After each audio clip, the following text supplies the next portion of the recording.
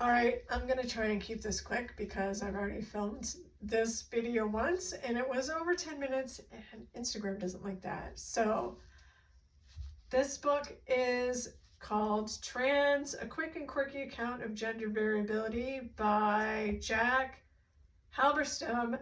And it's kind of like an updated textbooky book about gender studies for the modern day. If you ever took a gender studies class and read anything by Judith Butler, think that, but also like a 2018 written by Jack Halberstam version of a book, right?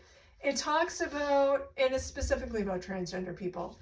So it covers transgender history. It talks about transgender representation. He's real heavy into using TV shows and movies to make his point. So there's a lot of that. There's a whole chapter about it. The transgender representation chapter is all about that, but it's also throughout the rest of the book, he uses it a lot to make his points. He talks about children and how it used to be that a transgender child in your family was like, oh, that could be a problem. And now transgender children in the family are something to be celebrated. And I found that really interesting. There's a lot of talk about transgender bodies from the point of how gender and bodies are used, or how bodies are used in a way to politicize things, but they don't need to be, and how we sometimes use medicine to further help people in a way, whereas in the past it has been a way to harm people. That wasn't where I was going with that, but let's just keep going. We're just going to keep going. He talks about the history of transgender people and how labels haven't always been able to correctly identify people because the terminology hasn't always been there to say this is who I am and this is how I understand myself. We've talked about that before.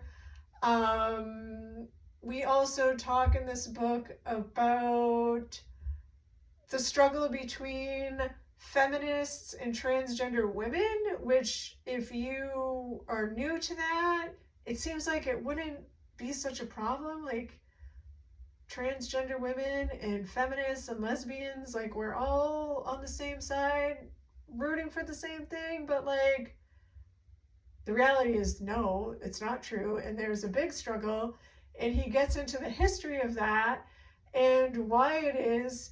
And this book was written in 2018, which seems like it wasn't that long ago, but like that's like 6 years ago, and it's still a problem. And so one thing to know about the fact that this book was written in 2018 is there is some terminology in here that is not being used anymore, including how this word with the asterisk is written for the title of this book. This was something that was tried out back in around the 2017, 2018 time. It was intended to be like, we use this word to say we include people such as agender people, non-binary people, gender exploring people, a whole bunch more people, right? Also, and it kind of fizzled out. It didn't really stick. And so transgender is just an umbrella term, so they decided to just stay with transgender, and this trans with the asterisk thing never really took off. But so he also talked about, what's in a name, and he talked about the way that trans has evolved and transgender evolved, and how people used to talk before about the terminology that they used. And so it's a very interesting book if you're interested in the history of transgender and where it's been and where it has come from and maybe where it's going. It's not the book for you if you are the parent of a transgender child and you are hoping to learn more about how to support your child. Not the right book. It may be the book for your child if they are older, if they are maybe late teens, college age, young adult, and they are looking to read a book to help them maybe learn more about the history of transgender people, and they just want to have that on their bookshelf. It could be the book for you if you are a person who likes to learn things and wants to just know more about transgender people and their community and the things that impact them and have impacted them. It's very textbooky. It's very technical in the way of the language. It's written at the college level. It's definitely intended for gender studies classes to be like a textbook. Read this book, we're going to talk about it, we're going to write papers about it.